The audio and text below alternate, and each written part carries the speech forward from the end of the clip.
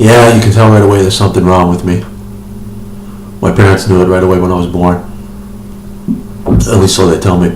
But anyways, right in front of my mouth here is a straw. Much like Christopher Reeves, I'm a quadriplegic. Broke my neck, and though I'm not on a ventilator, I do drive my chair the same way by sip and puff, blowing and sipping on this straw to turn left and right. And of course this is my mouth stick, which I use to operate the keys on the computer. I have a laptop on a wall-mounted articulating TV stand, and I also use a mouth stick when I'm in bed to operate the television controls and telephone, and to raise and lower the bed. Now, this is my first time trying. I'm looking at a bikini-clad woman on my desktop. I don't want to see myself, obviously, so I don't know if I should be looking directly into the camera or not, but that's my first time, so what the hell. I've seen some really stupid things on YouTube that people have gravitated towards and got all kinds of hits. I mean, I'd be happy with 5,000-10,000, but I've seen some dumb things where a guy had 51 things he found in his room and he got 175,000 hits or something. And it was just him sitting there with a different item he'd hold up every 2 seconds or whatever. Crap. But anyways, there certainly is a lot of stuff to talk about and a lot of stuff I'd like to put on the internet. One that really drove me crazy when I heard it was the fact that a couple of Korans were burned in Guantanamo, and 6 Americans so far thus point that I know of lost their lives, who were totally unrelated, perhaps probably even unaware of what took place, and certainly had nothing to do with it. And maybe it was an extremist part of the Muslim religion, the people that done that. Even if they think their book is holy, you can print it on toilet paper, you can print it on whatever. It's the words themselves and the meaning that they hold for you. Just like me, my mother means something to me. Granted, I don't want to go anywhere and have everybody call her, nasty names or whatever, but ultimately that doesn't affect my admiration and my, feelings towards her and for her. But to think that that book is so valuable and your God would condone you killing 6 innocent people, that are 2 of which were military over there trying to help you, probably all of them, since they had to be near there in Afghanistan or wherever these Muslim damn countries were, Pakistan. But what's really disturbing is, you think about how you'd feel if that was your father, your son, your brother, your uncle, and here, all the good Muslims, I haven't seen anybody come out and say that was being aghast and boy, that was a catastrophe. Who the hell could condone the doing of that? But yet, silently, they don't say anything, like maybe secretly they're saying, good for them. We'll show them burning the Quran. Burn the Quran, my ass. It's a book. We don't even know if, look, your God, if he is all-powerful, almighty, does not need your help. And certainly, why would he, if he created all of mankind, why would he be for you killing someone?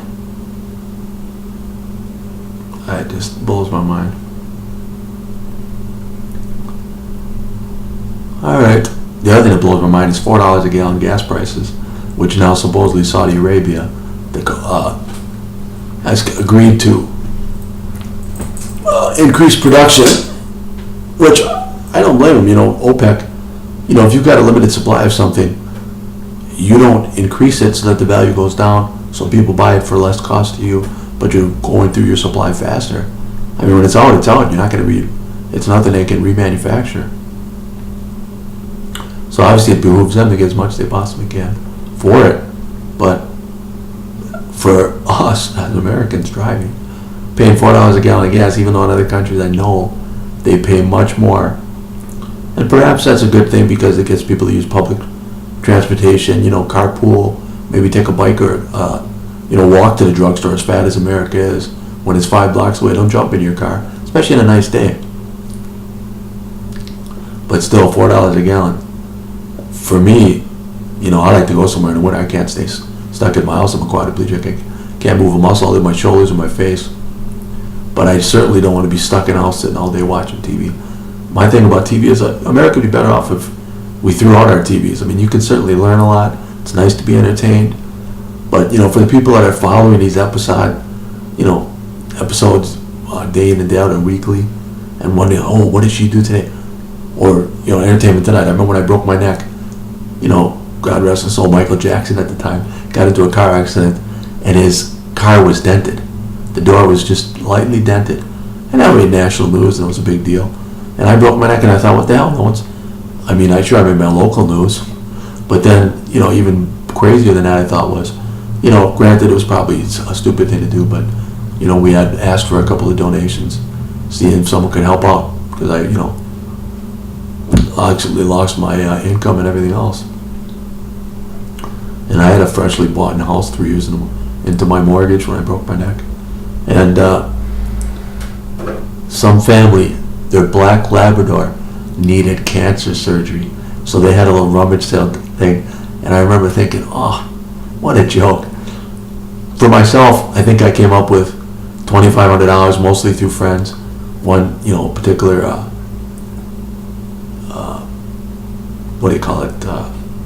chiropractor friend of mine gave me like $750, and a couple other people gave me for rather large sums.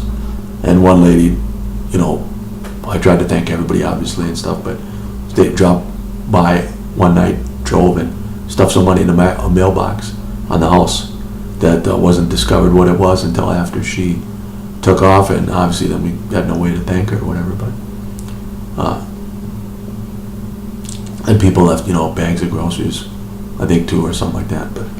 But yeah, so the dog got $5,000 and I got $2,500, so I'm not quite worth a Labrador. And I don't know. That is funny though. When I first injured myself, I thought, now what the hell can I do? Because prior to my injury, what I used to do was home repair and remodeling. So I did painting, carpentry, tile work, roofing, welding. Some things more than others, and more of some things than others. But my motto then and always has been, there may be a lot I haven't done, but there's not much that I can't do. So right now, what I can't do is keep on going, because I'm curious to see how it plays out, so how it looks. So I'm gonna, even though I'm like, I'd probably be the kind of actor that I'd never want to look at my work, But I got to do it just to see if it's terrible or it's acceptable or something I could post on YouTube or whatever. But certainly I've got some things that I think might be interesting for people to hear, maybe inspirational, maybe thought-provoking, whatever. But like I said, with watching television, man, life is so damn short. Do not spend your time in your house watching TV. Get out and do something. Go for a walk, go volunteer, help somebody, clean up your neighborhood, talk to a neighbor, whatever. I used to laugh when I was a kid, and they'd say, what is there to do? We got nothing to do. The day, today, just like yesterday or any other day, there are the same amount of things that you can do. It's just, what is there that we can do that we want to do? Now that might be a different story. Maybe you don't want to do anything. But you can rollerblade, you can ice skate, you can play badminton, you can play ping pong, you can collect stamps, you can read a book, you can write a book, you can paint a room, you can organize a room. I mean, there's a million damn things to do. Think of it every day. But the main thing is, when you wake up every day, appreciate every day as a gift, because, look, most of us aren't going to be healthy our entire lives. We all have different times throughout our lives where we might succumb to an injury or have a difficult time with pain, or lose some mobility or flexibility, or from carpal tunnel to whatever. And then there's the catastrophic things that can happen to you when you get a cancer diagnosis or anything else that brings about your demise. But you got to realize that when you're born, it's an hourglass that's flipped over, and it's got so much time, and you can't reflip it. There's no way to turn it. Eat healthy, you extend your life a little bit, but it's a finite amount of time. As other than Jesus Christ, we've all been born and we've all died. And nobody's ever come back. Now, you can be resuscitated, but what, the oldest person just died recently was 116 years old, I think, or whatever. The overall majority of us aren't going to reach 100, probably aren't going to reach 90. I don't know if the average life expectancy now is 84 for a woman, 82 for a guy, something like that, but it's still, it's the time, once it's done, it's like looking back in your memory banks. You can readily remember something that goes back 20, 30 years and visualize it as though it happened yesterday, and it'll feel that way. And that's the way your whole life is going to be. When you get to the end of your road, you're not going to say, boy, am I exhausted, I've done so much. You're going to say, boy, it went fast. You mean my time's up already? I got to punch out?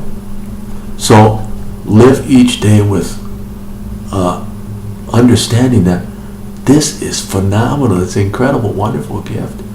Life.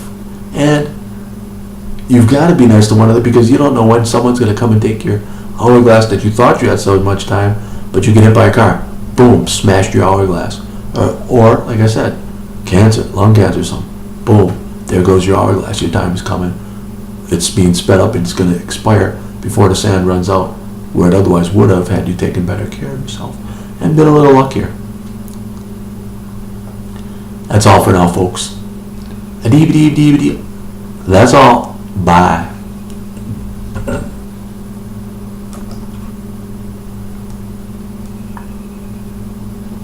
This is how we do it.